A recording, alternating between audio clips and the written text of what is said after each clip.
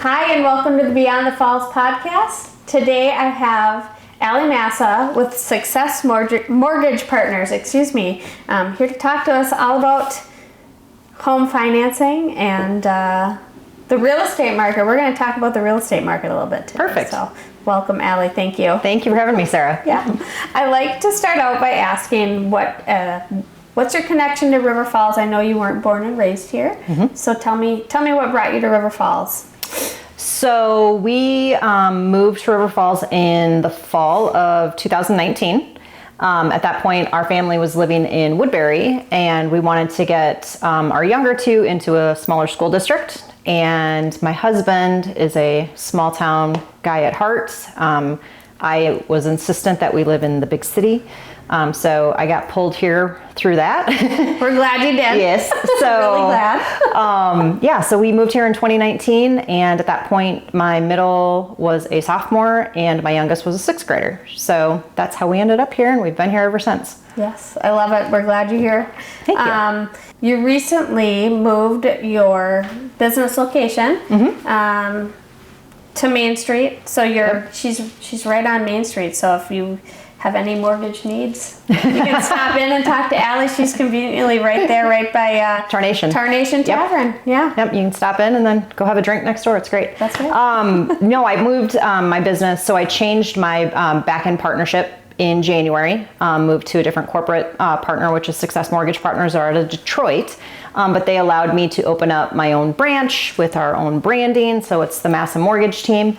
And with that, we were able to open up our own storefront on Main Street. So it's just a matter of getting more ingrained in the community of River Falls, St. Croix Valley as a whole. We want to expand. I still have a lot of business in the Minneapolis metro area because I was working out of Woodbury, but my primary focus now is, doing stuff closer to home. Yeah. Speaking of closer to home and being involved with the community, I know you're doing some really neat things with your clients.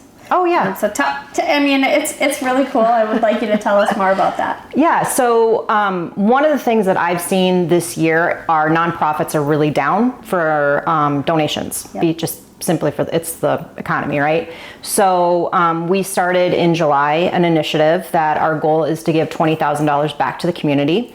So for the next 100 clients that we close loans for, whether it's a purchase or a refinance, the customer gets to choose a nonprofit that we're going to donate $200 in their name.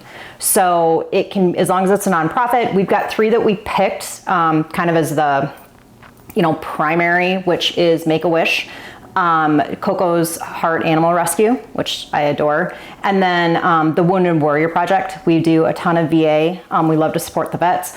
So those, you can pick one of those 3, or if you want to give it to the football boosters or the school or your church or whatever nonprofit that you guys want. The client gets to pick who that's from. They mark it on a little form and we'll send a $200 donation for them after the fact. I love it. That's so awesome and great for the community and the surrounding areas. So absolutely, we're very excited to offer that. So hopefully it goes really well through the end of the year, and that's something we can continue and just increase the donations go forward, year after year. Yeah.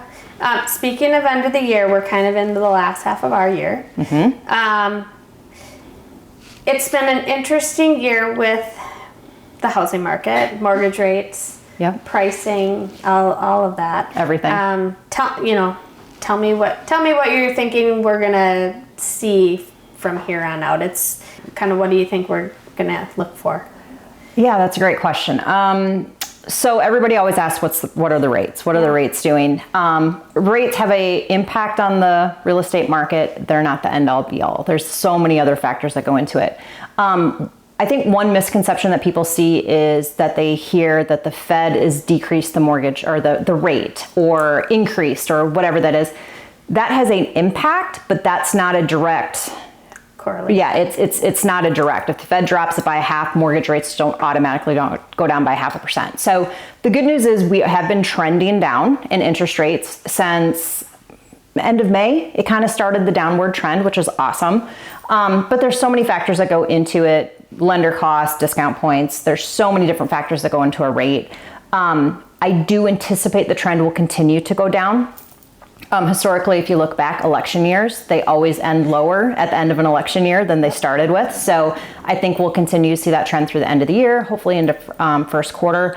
But as the Fed does start to lower the rate, that's going to do a lot more things into the market, things into the bond market. So all of the powers that be that are super, a lot smarter than I am, and I'm not quite to that pay grade, so we're going to let them have their fun.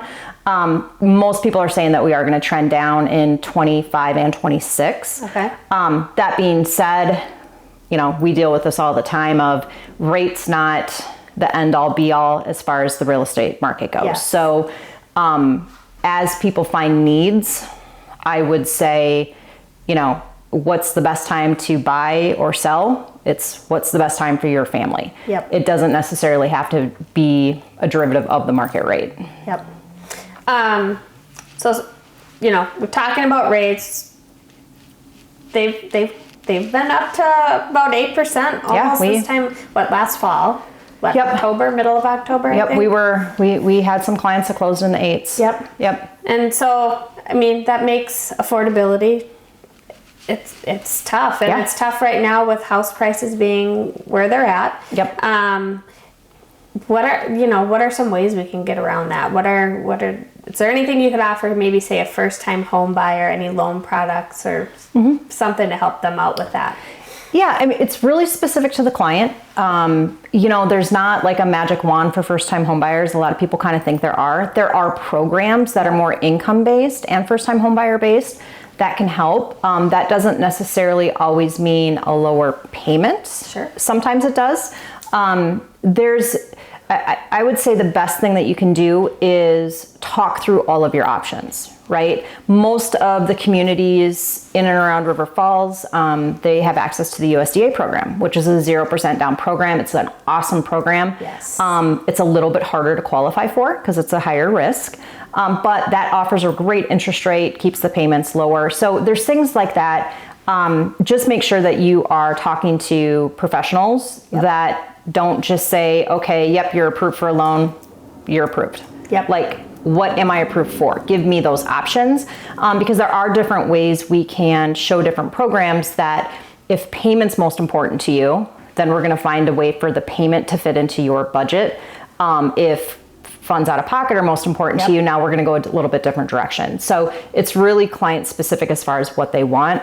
I tell every client I have, whether they're first time home buyer or repeat buyers or whatever, it doesn't matter what I can qualify you for a monthly payment. What is your budget? Yeah. Like where are you comfortable? Because if you tell me you're not spending more than $2,500 a month and I can qualify you for $4,000, it doesn't matter. Like, I'm not the one writing the check every month. So it's really uncovering what is your need, and then finding the programs that go with it. But USDA is a great program if it's really, you don't have the funds out of pocket.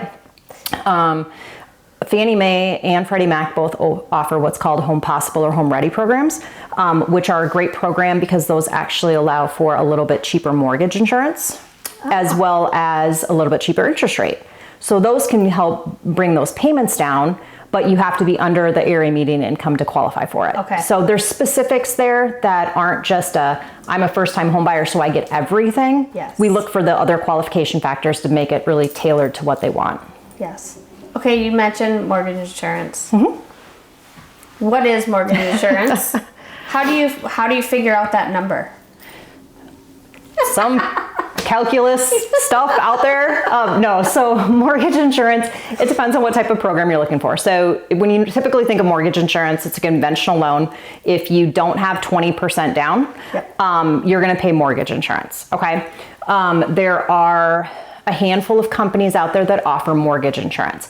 This insurance does nothing for you as the buyer other than allows for you to put less money down. It's coverage for the lender, okay? So with mortgage insurance, they calculate it based on tiers. So the better your credit score, the lower your mortgage insurance premium. It's also calculated on if you do 3% down payment because you're a first-time home buyer, that's going to be the most expensive of the policies. Okay. If you do 5%, it gets a little cheaper. 10% gets a little bit cheaper. You put 15% down, that's going to be the cheapest of all of them. And then it goes away at 20%. Okay. But the key to mortgage insurance on a conventional loan is your credit score. So if your credit score is in the high 700s, you're going to get the cheapest of those premiums. You're low risk. Yep. If your credit score is about 680, you're going to pay a little bit more every month. So again, and then it's shopping through. Again, we've got a handful of different companies that offer mortgage insurance, and we'll look at all of them to find that cheapest premium for them. But again, mortgage insurance isn't something on a conventional loan you're stuck with forever. Right. We just need to get to that equity position. With FHA and some of our government products, it's a little bit different. Sometimes you pay some up front. With FHA, if you close on an FHA loan with 3.5% down, the mortgage insurance never goes away.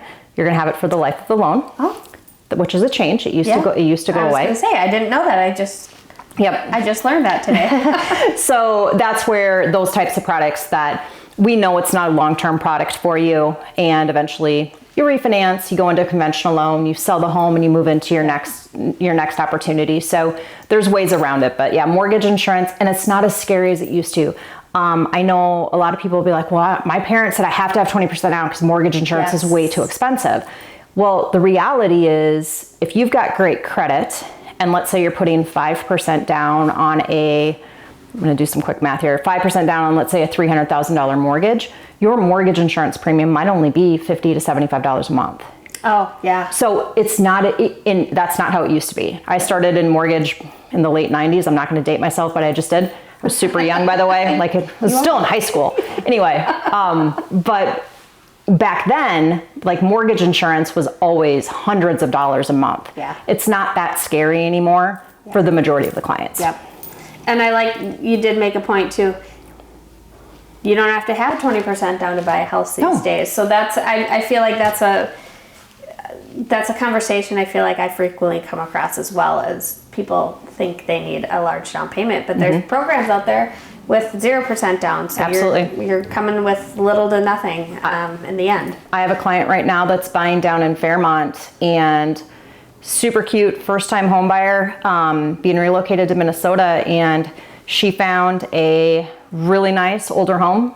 We're using the USDA program. Yep. The seller is paying $8,000 of her closing costs, which actually get a little bit of a rate buy down, and she's actually getting her earnest money back at closing next week. Woo! So she's getting into that with pretty much the pocket of the appraisal. So there's ways there's ways to do it, as long as we can comfortably qualify you. So, yeah. I want to touch on something really neat that I think you do as a loan officer, is when people contact you, like I might say, hey, Ali, I've got a buyer that's going to be contacting you. They haven't been pre-approved yet. What I think is really neat is you meet with them and you talk to them about the process of the mortgage and what it's going to look like. I talk to them about buying the home, but I think that's really neat that you do that. And is there anything else that you guys do we always do an initial loan consultation call. Yeah. We schedule it. We want to make sure that the clients are there and present, ready for it. They've got all their questions ready. We'll do it on Zoom, we'll do it in person, or we'll just do it on a phone call. We tend to like to have both of our buyers on the call if there's more than one. And really that's an opportunity for us to explain the process, support the agents, make sure that they know, that, hey, they're working with the best agent ever. Like, oh my God, Sarah's our favorite. But going through all of that with them and making sure they're super comfortable and confident the whole way through. That's where every one of them starts. And, every once in a while we have some clients who are like, just send me a link, text me, and it's like, we really encourage that phone call, because questions come out of it that they might not even know that they have. Yeah. We also will always send estimates if our clients are going to look at a house. Yes. I don't want them setting foot in that house with an agent unless they have numbers. Yep. So, and that you're like, hey, we're going to go look at this house this weekend. Perfect. We want them to know, hey, what's my payment? How much is this going to cost me? And that keeps them in tune with where are the interest rates for the day, because rates can change every day. And the last thing I want is for them to walk in, fall in love with something, and it's $500 a month more than they want to spend. Yep. Because taxes are higher or whatever that is. Yep. So we're very involved through the shopping process. Because we want to make sure that they have property specific information for anything they go look at. Yep. And then we do a follow-up. Once you're under contract, we have what's called a rate lock call. And it's basically just a secondary loan consultation. And we're going to talk through, great, congratulations. Now what? Right? Yep. Where are you going to pull your checkbook out in the next 3 weeks? Like, here's what the process is from here on out. So the goal is, especially a lot of the next generation coming up and buying their current house, it's scary. Their parents might not have bought a house or done anything for 25 years. They don't know what the process is now versus where it was 15 years ago. Yep. So it's how can we educate our clients to the best of our ability to make sure they're comfortable and they're confident and that they know they've got, direct access to text a question or call if they ever are concerned. Yes. So. Yeah, I love it. It's awesome. And it's really nice because if you provide that estimate going into a showing for me, my buyer knows it helps them to make their decisions. Oh, yeah.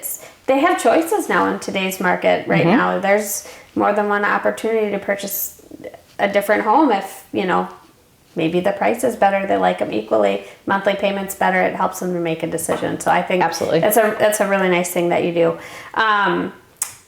I wanted to also talk about right now, so on the other side, people have huge amounts of equity in their home. Yep.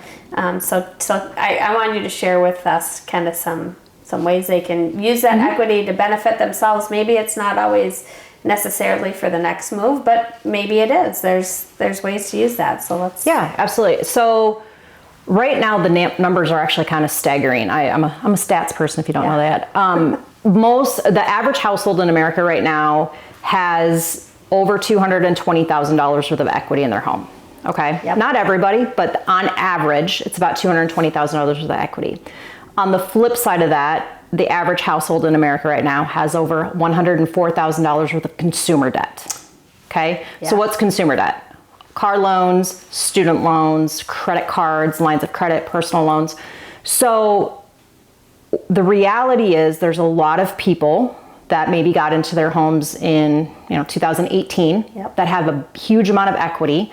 They probably refinanced that house somewhere between 2020 and 2021, so they have a 3% interest rate, but they're drowning in monthly payments because that $10,000 credit card balance used to have a $35 monthly minimum payment, and now it's $400. Yep.